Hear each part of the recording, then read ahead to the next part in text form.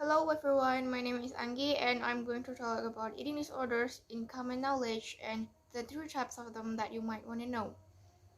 Although the term eating is in the name, eating disorders are about more than food.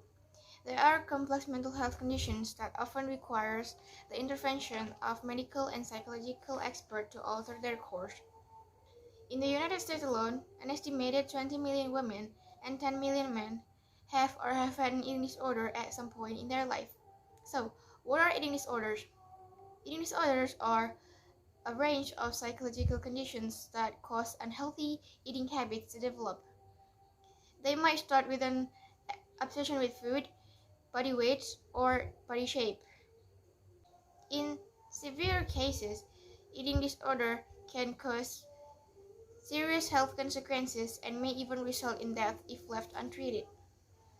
Those with eating disorders can have a variety of symptoms. However, most include the severe restriction of food, food binges, or purging behaviors, like vomiting or overexercising.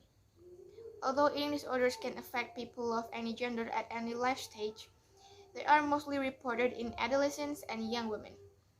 In fact, up to 13% of youth may experience at least one eating disorder by the age of 20. What causes them? Experts believe that eating disorders may be caused by a variety of factors. One of these is genetics.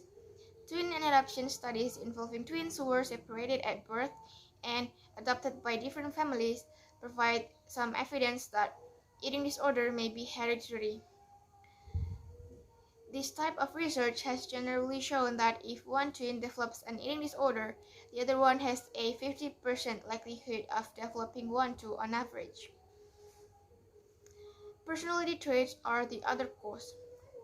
In particular, neuroticism, perfectionism, and impulsivity are three personality traits often linked to a higher risk of developing an eating disorder.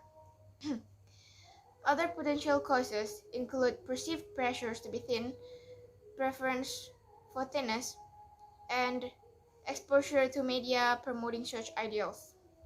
In fact, certain eating disorders appear to be mostly non-existent in cultures that haven't been exposed to Western ideals of thinness. That said, culturally accepted ideals of thinness are very present in many areas of the world. Yet in some countries, few individuals end up developing an eating disorder. Thus, they are likely caused by a mix of factors.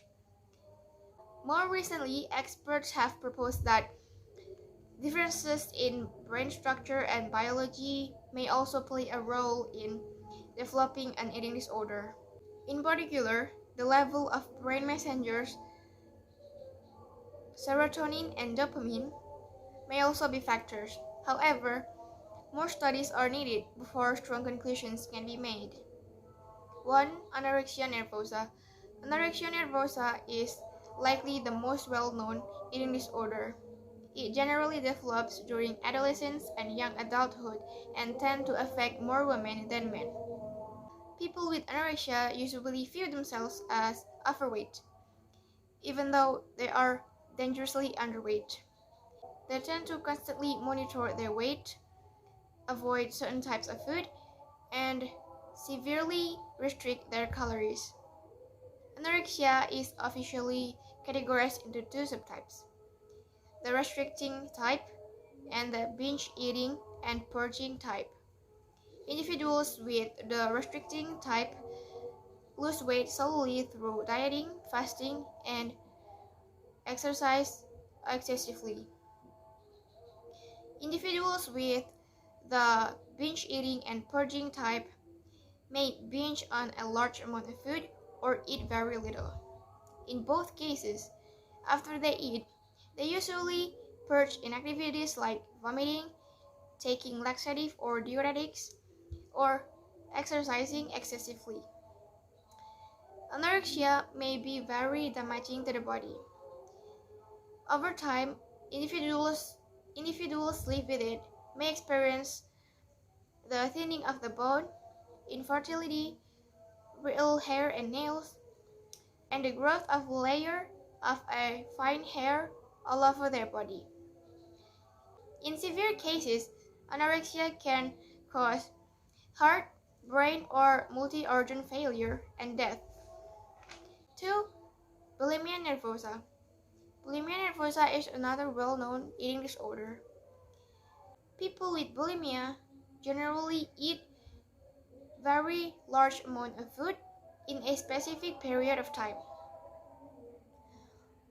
Each binge eating episode usually continues until the person becomes painfully full. During a binge, the person usually feels that they cannot stop eating or control how much they are eating. Individuals with bulimia then attempt to purge to compensate for calories consumed and relieve gut discomfort. Common purging behaviors include first vomiting, fasting, laxative, diuretics, enemas, and excessive exercise. Side effects of bulimia include an